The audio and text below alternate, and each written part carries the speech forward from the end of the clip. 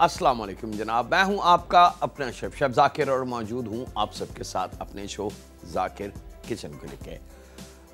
दो सफ़र है जनाब, एक मीठा और एक नमकीन। अब देखना ये है कि मीठा और नमकीन कैसे बनता है। थोड़ा सा डिफरेंट है, थोड़ा सा रूटीन से हट के है और जायका ऐसा है कि वाकई दिल चाहे कि मज़ा बार बार अगर ये मिल जाए तो क्या बात है। कोशिश हमारी पूरी होगी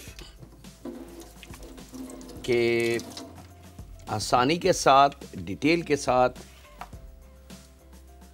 हम बताने की पूरी कोशिश करते हैं और करते हैं और करेंगे, क्योंकि यह हमारी जॉब है कि जब तक इल्म प्रॉपर तरीके से आप तक ना पहुँचे तो वो इल्म कंप्लीट नहीं है। और इसका जवाब दे मैं अपने अल्लाह रब्बुल इज़्ज़त के सामने हूँगा। तो जनाब पहला सफ़र मीठा है और मीठा भी केक की फैमिली है, लेकिन केक नहीं है।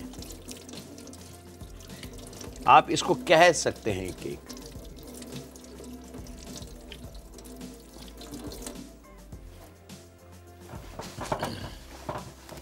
ये बेसिकली पुडिंग है, लेकिन केक की लुक की पुडिंग है। और देखना ये है कि आप पुडिंग और केक को कंबाइन हम कैसे करते हैं। चलें जनाब, बिस्मिल्लाहिर्रहमानिर्रहीम। यहाँ पे मेरे पास खजूर है 100 ग्राम्स।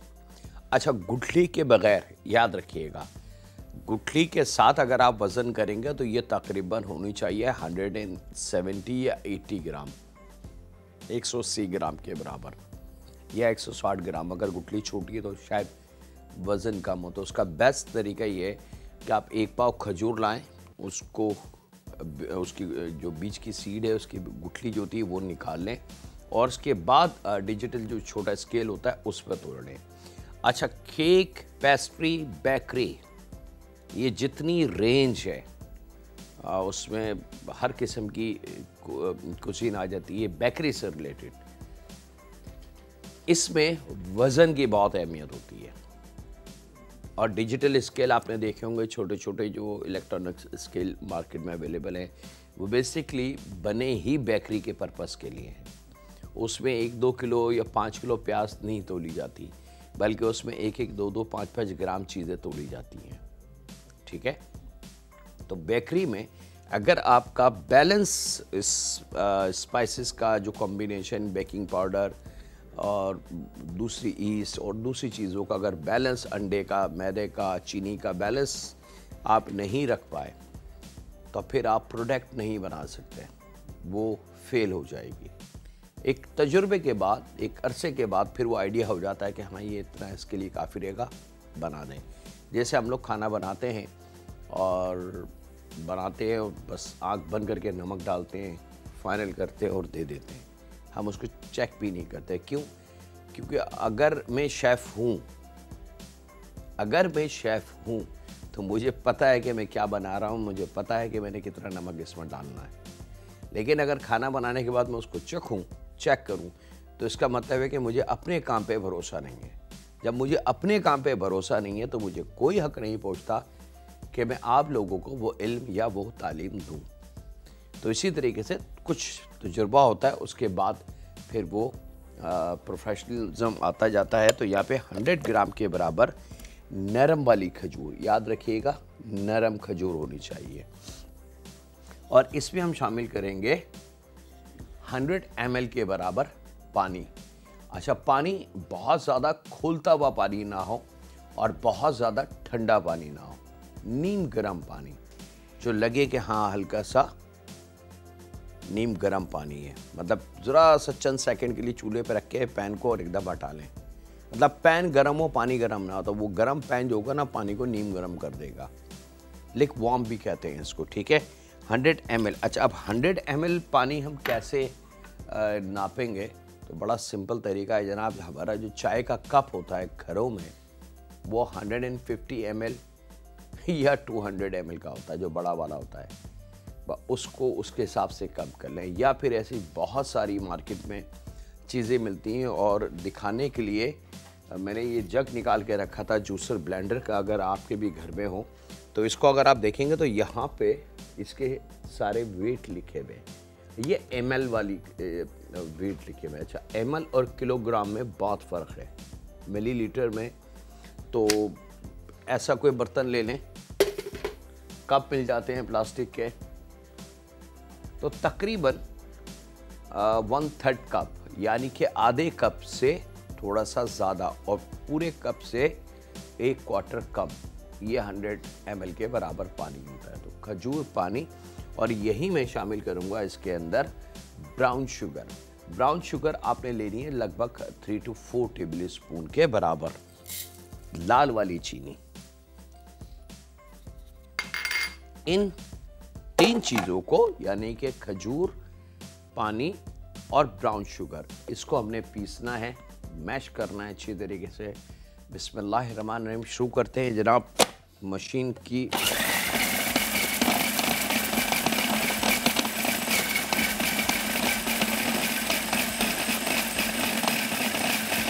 इस बात का ख्याल रखिएगा कि गुठली उसमें ना हो। परफेक्ट जनाब, ये हो चुकी है। अब यहाँ पे हम शामिल करेंगे इसमें 1 अदद साबुत अंडा, और साथ में शामिल करेंगे इसके अंदर 1 चाय की चमची भर के बेकिंग पाउडर। अच्छा, 1 tablespoon baking powder is equal to 15 to 16 gram, ठीक है, याद रखिएगा। लेकिन अगर चाय की चमची की हम बात करते हैं तो चाय की चमची लगभग 8 ग्राम के बराबर होती है। अगर वो मतलब आपकी कटलरी का डिज़ाइन थोड़ा सा चेंज हो तो उसका मुझे नहीं पता, वो फिर आप नाप लीजिएगा, या तो 8 ग्राम ले लें या 1 चाय की चमची ले लें। तो ये बेकिंग पाउडर इसमें आ जाएगा। बेकिंग पाउडर बहुत अच्छी क्वालिटी का, बहुत अच्छे ब्रांड का आपने लेना है। ज़रा सा भी ऑर्डिनरी या बाज़ारी या खुला बेकिंग पाउडर प्लीज़ इस्तेमाल ना करें। और यहाँ पे 100 ग्राम के बराबर बटर। बटर आप कोई सा भी इस्तेमाल कर सकते हैं। अगर वाइट बटर है वो इस्तेमाल कर लें, येलो बटर है तो वो कर लें। माजरीन का इस्तेमाल नहीं है, याद रखिएगा, बटर में और माजरीन में बहुत फ़र्क है। तो यहाँ पे हमने मक्खन शामिल करना है। मक्खन शामिल करके थोड़ा सा अब इसको एक मिक्सिंग की,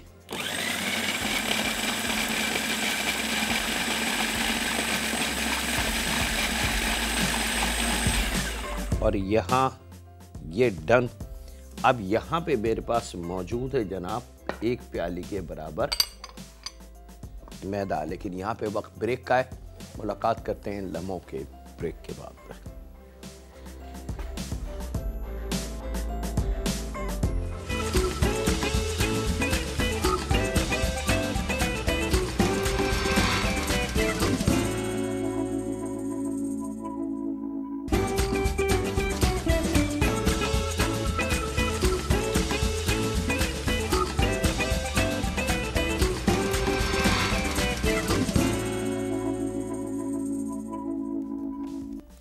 वेलकम बैक जनाब, ब्रेक से वापस आ चुके हैं। अच्छा जनाब, मैदा 1 प्याली आपके सामने है, ये ले लें 1 प्याली, और या फिर नाप के आधा पाव मैदा हमने लेना है। पहले खजूर वाला टेक्सचर परफेक्टली तैयार हो, अंडा, बेकिंग पाउडर, ब्राउन शुगर, मक्खन, खजूर, सब कुछ उसमें शामिल हो जाना चाहिए। अब आपने आधा पाव मैदा या 1 प्याली नाप के वो शामिल करना है। इसको अब खूब अच्छी तरीके से मिक्स करेंगे। ये जब तक मिक्स हो रहा है, हम इन तमाम चीज़ों को यहाँ से रिमूव कर लें।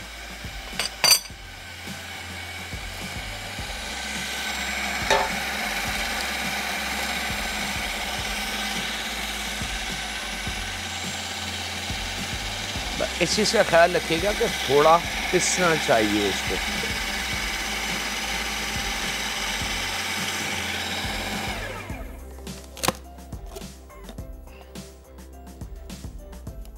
अच्छी तरीके से ये एक जान हो जाए तो फिर आपने ये जो बैटर हमारा तैयार हो गया है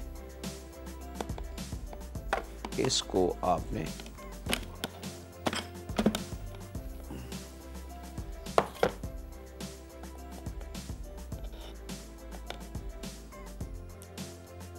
एक केक वाला मोल्ड ले लें। आप सादा मोल्ड भी ले सकते हैं, आप डिज़ाइनिंग वाला मोल्ड भी ले सकते हैं, इसकी कोई पाबंदी नहीं है।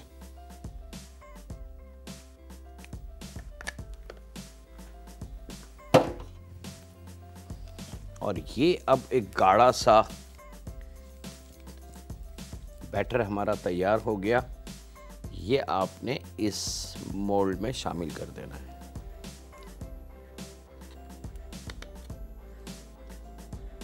मोल्ड बहुत छोटा नहीं लेंगे, और अब इसको हमने ओवन में 180 टेम्परेचर पे 25 मिनट के लिए आपने इसकी बेकिंग कर लेनी है। अच्छा, अगर खुदा न खासा घर में मोल्ड छोटा है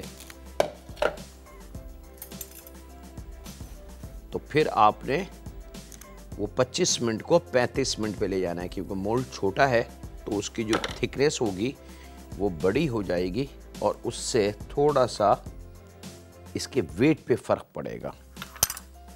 ये स्ट्रेट ओवन में, ठीक है। ओवन हमारा प्री हीट रेडी है। हम इसकी रीसेटिंग कर देते हैं।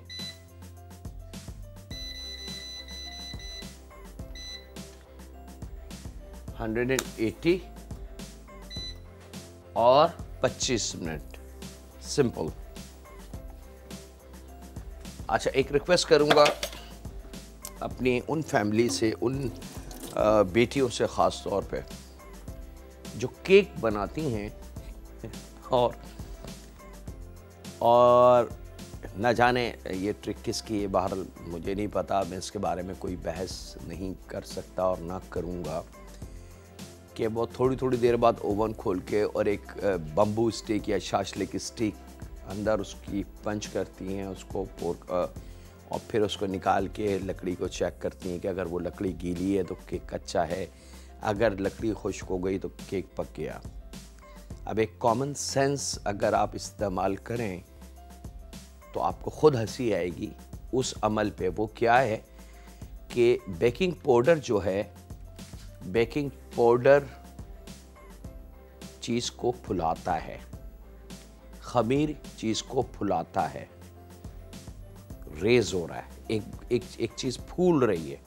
एक चीज़ हमने यहाँ रखी, ओवन में जाने के बाद अब वो बेकिंग पाउडर की ताकत से रेज होना शुरू हो गई, वो यहाँ तक आ गई। तो यहाँ तक कैसे आ गई? क्योंकि इसमें बेकिंग पाउडर की जो केमिकल रिएक्शन है उससे हवा और एयर भर गई, जिसकी वजह से छोटे छोटे छोटे अंदर बुलबुले बनना शुरू हो जाते हैं। अगर आप केक को काट के या ब्रेड को काट के देखें तो आपको गोल गोल गोल गोल सुराख नज़र आएंगे। वो बेसिकली एयर बबल्स होते हैं जो बेकिंग पाउडर और ईस्ट बनाती है, ठीक है। अब जब आप एक वुड स्टिक उस पर अब डालेंगे तो वो वहाँ से पंचर हो गया। जब पंचर हो गया तो केक जिस वक्त बेक हो रहा होगा उस सुराख से, यानी कि उस होल से जहाँ पे स्टिक जाके वापस आई, वहाँ से उसका प्रेशर रिलीज होना शुरू हो जाएगा। तो उसका एंड ये होगा कि केक ड्राई हो जाएगा, नरम नहीं रहेगा, फ्लफी नहीं बनेगा, जायकेदार नहीं बनेगा, उसका तमाम अरोमा हवा में उड़ गया और हम यही सोचते रहेंगे कि हमसे गलती क्या हुई है। तो कुछ इल्म लोगों के पास, न जाने वो क्यों इस किस्म का इल्म देते हैं कि वो अक्सर देखा होगा आपने, वो इसको बीच टाइमिंग के अंदर खोल के और स्टिक डाल के और निकाल के फिर स्टिक को ऐसे दिखाते हैं। मुझे नहीं पता कि वो क्या देखना चाहते हैं। बहरहाल केक की परफेक्ट टाइमिंग होती है और आप टाइमिंग पर रख के इसको पकाना शुरू कर दें, कभी इंशाल्लाह केक ख़राब नहीं होगा। चले जनाब, यहाँ पे चलते हैं एक और फ्लेवर।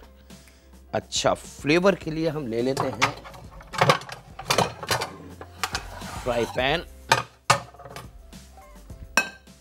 इसी केक का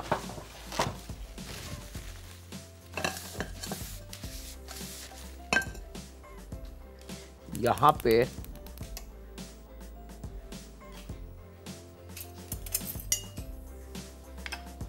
तकरीबन 50 ग्राम के बराबर मक्खन,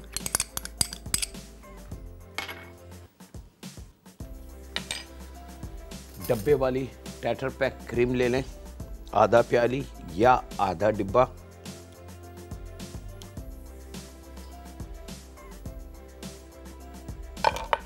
और ब्राउन शुगर लगभग 6 से 7 टेबल स्पून के बराबर। इसको लाल चीनी भी कहते हैं, कच्ची चीनी भी कहते हैं, गुड़ की चीनी भी कहते हैं, बहुत सारे इसके नाम हैं। और सबसे ज़्यादा तो पाकिस्तान में इसको ब्राउन शुगर के नाम से कहता है कि भैया लाल चीनी देना या ब्राउन शुगर देना। तो यहाँ इसको हमने मिक्स कर लेना है। अब जैसे जैसे हम इसको मिक्स करते जाएंगे,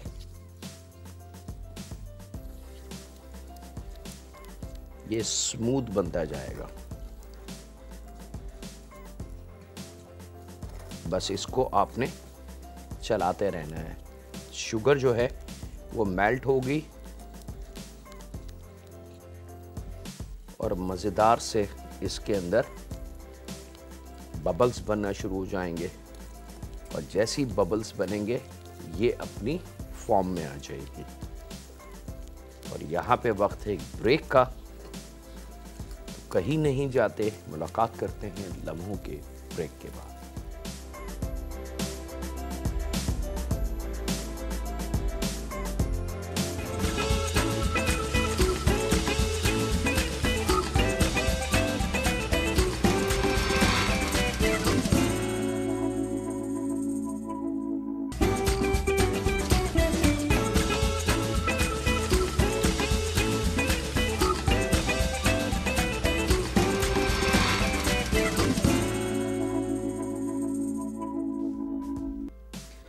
वेलकम बैक जनाब, ब्रेक से वापस आ चुके हैं और यहाँ पे अब हम दूसरे सफ़र की तरफ चलते हैं। दूसरा सफ़र अब वेरी स्पेशल है जनाब। मलेशिया, हांगकांग, इंडोनेशिया, ताइवान, इन जगह इसको बहुत खाया जाता है और राइस के साथ की कॉम्बिनेशन है। बहुत डिफरेंट फ्लेवर के प्रॉन्स। मेरे वो फैमिली मेम्बर जो सी फूड लवर हैं या प्रॉन्स को ढूंढते हैं नित नए जायकों में, उनके लिए एक नया जायका। यहाँ पे जनाब हम ले लेते हैं 1 अदद प्याज,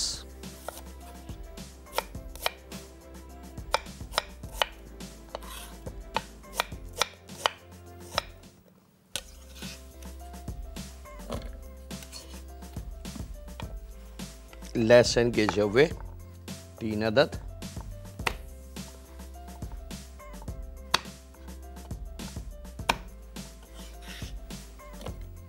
अदरक 1 इंच का टुकड़ा छोटा काट के,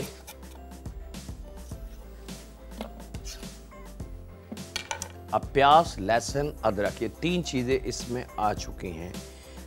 इसको हमने खूब अच्छी तरीके से पीस लेना है। याद रखिएगा जूसर ब्लेंडर की ज़रूरत नहीं है, हमें चॉपर मशीन की ज़रूरत है।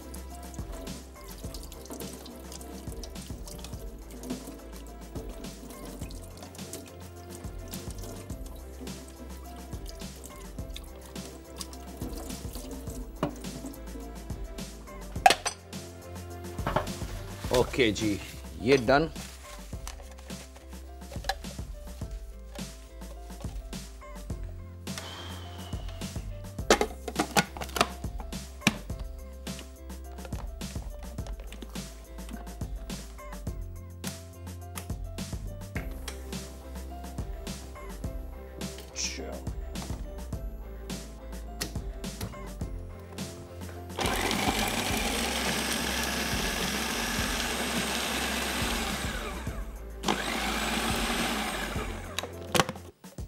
पीसने के बाद ये चॉप हो जाएगा, लेकिन हमें बिल्कुल बारीक पेस्ट रिक्वायर्ड है।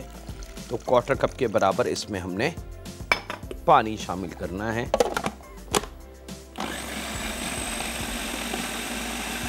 अब ये बिल्कुल बारीक पेस्ट फॉर्म में तैयार हो जाएगा। लहसुन, अदरक, प्याज, ये 3 चीज़ें।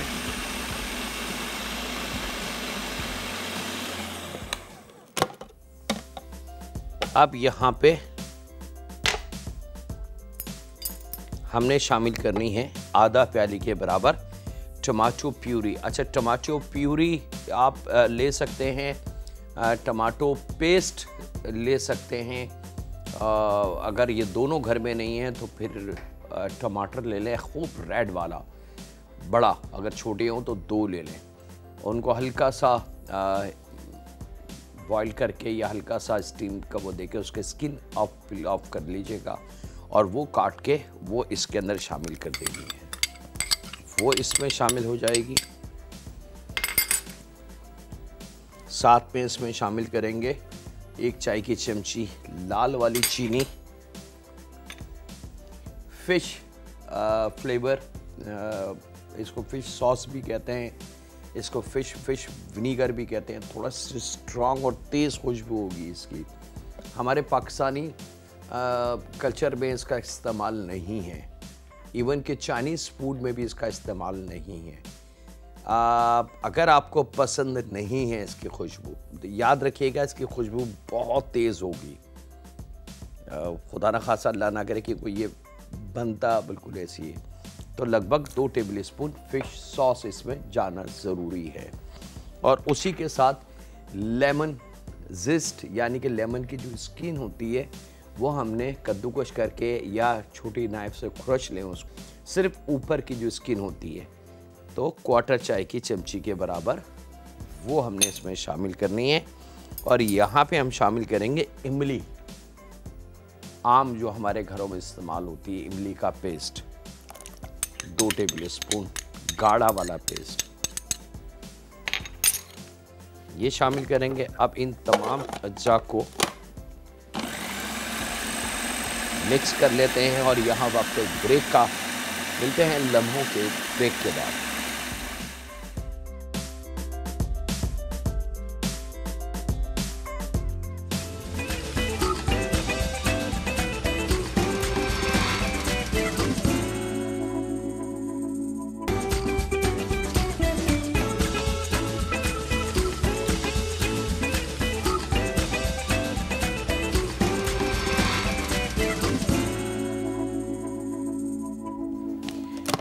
वेलकम बैक जनाब, ब्रेक से वापस आ चुके हैं। अब इसको खूब अच्छी तरीके से पीसने के बाद यहाँ पे 1 कप के बराबर कोकोनट मिल्क शामिल करेंगे। कोकोनट मिल्क बहुत कीमती चीज़ है। अगर बच्चों को आप दें नॉर्मल दूध के साथ थोड़ा सा कोकोनट मिल्क शामिल करके तो ये बहुत फ़ायदेमंद है। और कोकोनट के बारे में हम स्टडी कर सकते हैं, पढ़ सकते हैं कि कोकोनट मिल्क है क्या।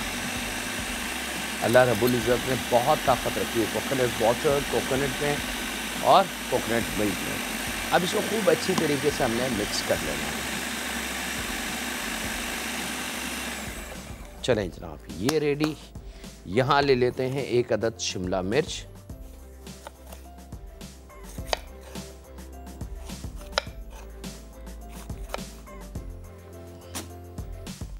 और इसको हमने थोड़ा सा थिन कर लेना है। और उसका तरीका ये कि ये अंदर की जो एक लेयर होती है शिमला मिर्च की, इसको हमने रिमूव कर लेना है।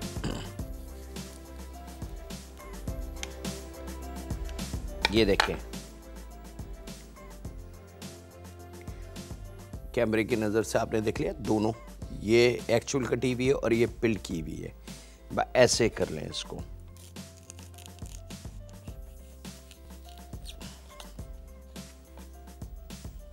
ताकि इसकी फाइन जूलियन हम कर सकें।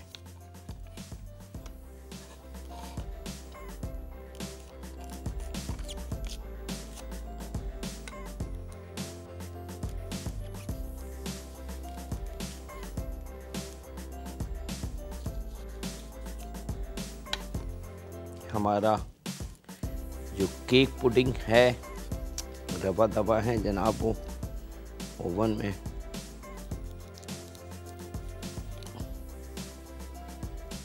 इसको पिल करना बहुत ज़रूरी है, नहीं तो आप अपना मतलूबा रिज़ल्ट जो है वो हासिल नहीं कर पाएंगे। ज़रा सी भी इसके ऊपर लेयरिंग ना हो, बिल्कुल थिन। उसके बाद हमने इसको बारीक जूलियन काट लेना है।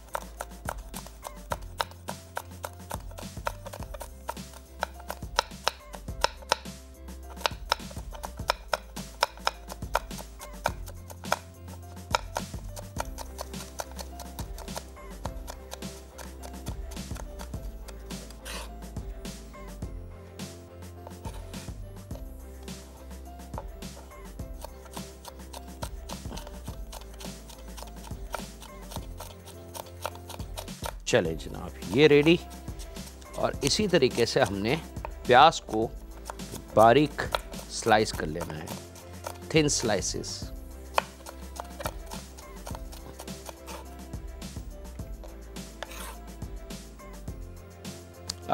दरमियानी से छोटी और उससे भी छोटी, जितनी छोटी प्याज होगी उतना रिज़ल्ट अच्छा होगा प्याज का। याद रखिएगा, जितनी बड़ी प्याज होगी हम रिज़ल्ट हासिल नहीं कर सकते। तो यहाँ पे प्याज को बहुत आराम से बारीक स्लाइसेस करने हैं।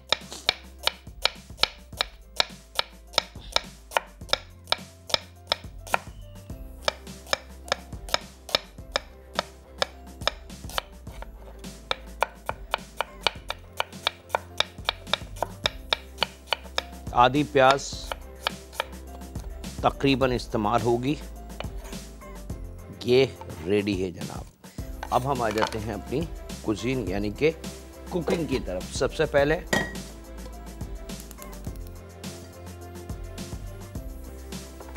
गोल्डन सन कुकिंग ऑयल तकरीबन लगभग 3 टेबल स्पून, जायका, सेहत और मेयार, तीनों चीज़ें अगर कंबाइंड आपने देखनी है तो वो गोल्डन सन कुकिंग ऑयल है। अब ये जो टेक्सचर आपका तैयार हो चुका है तमाम स्पाइसेस का, ये इसमें आ जाएगा।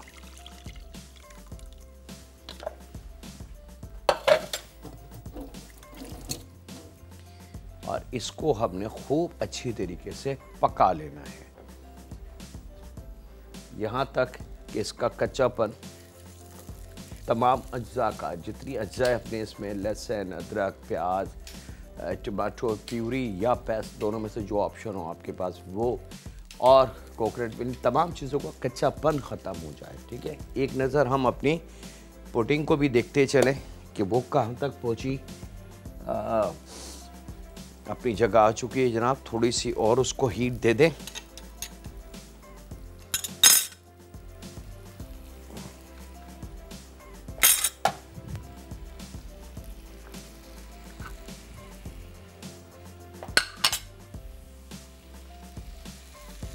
अब आपने इसको पकाना है। याद रखिएगा, अगर कच्चा आपने रखा तो फिर वो जायका नहीं हम हासिल कर सकेंगे। एक कॉलर है हमारे, उनसे बात करते हैं। अस्सलाम वालेकुम। अस्सलाम वालेकुम सर। वालेकुम अस्सलाम। कैसे हैं आप? उस रब का बड़ा एहसान। अल्लाह आपको जिंदगी दे और खुशियां दे रब ताला। आमीन जी आमीन। जी, मैंने आपसे पूछना था, ये जो आपने केक बनाया है ये चूल्हे पे हम लोग बना सकते हैं क्या? चूल्हे पे क्यों बनाएंगे? नहीं, ओवन न हो तो बच्चियां गांव में पूछ रही हैं ना मियाँ वाली से। अच्छा, नहीं वो बड़ा मुश्किल काम है। देखें, फिर भी कोई हो तो, फिर भी कुछ हो सके सर, कुछ हो सके तो। हम्म। हाँ, एक तरीका है, ऐसा नहीं है कि नामुमकिन वाली बात है। एक तरीका है कि हम इसको बना सकते हैं।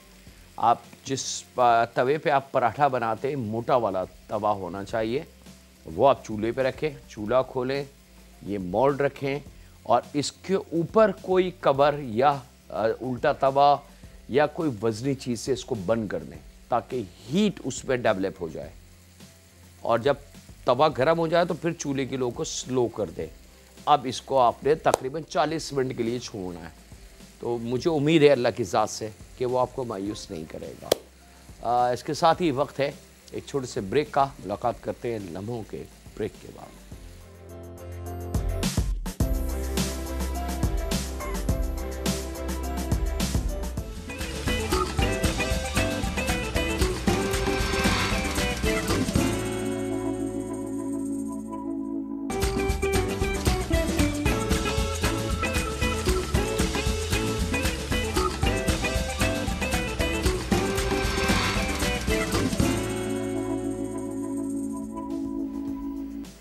वेलकम बैक जनाब। ब्रेक से वापस आ चुके हैं। जो सब्ज़ी शिमला मिर्च और प्याज हमने काटी थी जनाब बारीक थिन, उसको पानी में यानी कि थोड़ी सी आइस क्यूब डाल दीजिएगा, ठंडा पानी हो मज़ेदार सा, उसके अंदर आपने उसको सोक करके रख देना है। ठीक है। यहाँ पे golden sun cooking oil 2 tablespoon oil हमने लेना है और उसके अंदर झींगों को, ये मेरे पास दरमियाने साइज़ के झींगे, इनको हमने शैलो फ्राई कर लेना है, यानी कि ये एकदम पिंक कलर में हो जाएंगे। अभी जिस तरीके से आपको ये नज़र आ रहे हैं, चंद लम्हों में आप इसको देखेंगे कि ये पिंक कलर में आ जाएंगे। शैलो फ्राई हमने करना है इन झींगों को। ये लीजिए जनाब, इधर हमारा ये सॉस रवा दवा है, थोड़ा सा गाढ़ा होना चाहिए।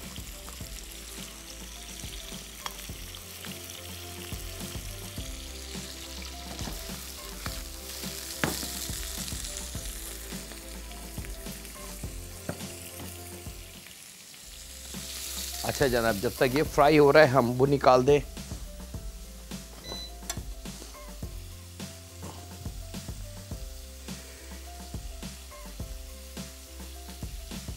ओके,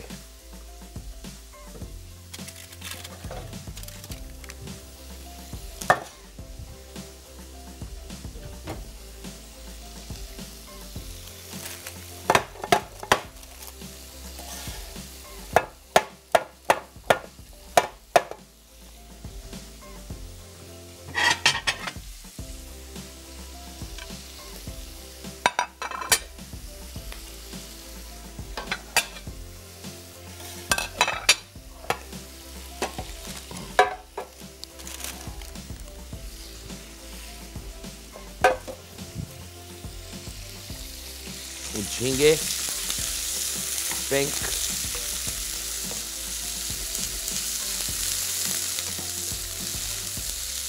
जब खूब अच्छे पिंक कलर के झींगे हो जाएं तो फिर हमने ये झींगे इस सॉस के अंदर शामिल कर देने हैं। अच्छा, एक रिक्वेस्ट करूंगा कि ये जो ऑयल है, जिस ऑयल में हमने गोल्डन सन के अंदर फ्राई किया है, तो इसके अंदर इसकी थोड़ी सी नमी, झींगों का कुदरती जो अपना पानी होता है वो मौजूद होगा, वो शामिल नहीं कीजिएगा। इसके अंदर थोड़ा सा ये जो ऑयल है ये ज़ाया कर दीजिएगा। और यहाँ पे आ जाती है जनाब, ये सॉस को गरम कर लेते हैं। इसको चूल्हे को तेज़ करेंगे और आपने इसको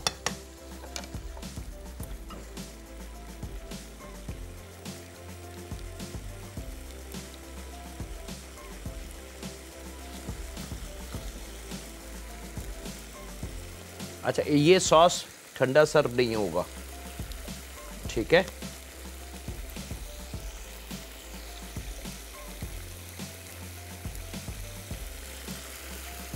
ये रेडी। अब आ जाते हैं जनाब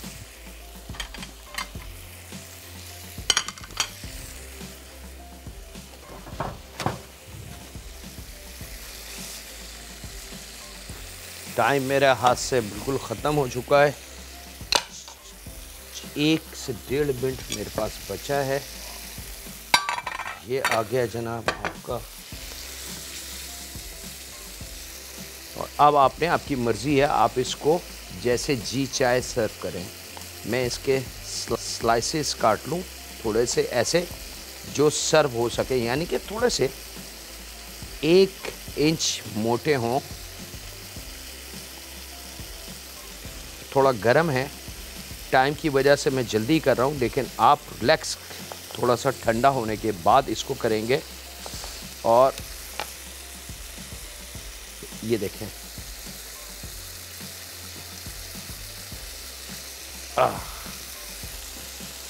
आप लोगों की वजह से कई दफ़ा मैं अपना हाथ ज़ख्मी कर चुका हूँ। ये देख सकते हैं आप, ये कितना सॉफ्ट और नरम है। बस अब आपने इसको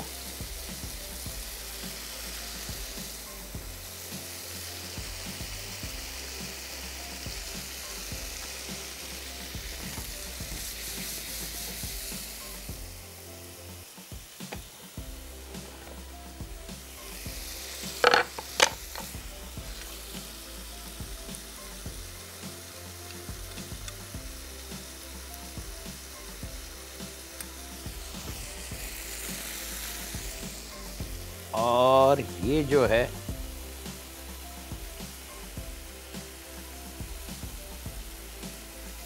लीजिए जरा, वन ऑफ द बेस्ट। मेरे पास टाइम ना जाने किधर चला जाता है। ये जनाब, ये हमारे तैयार हैं। वाइट राइस के साथ ये सर्व होंगे, याद रखिएगा। रोटी, चपाती, इवन के फ्राइड राइस भी नहीं चाहिए।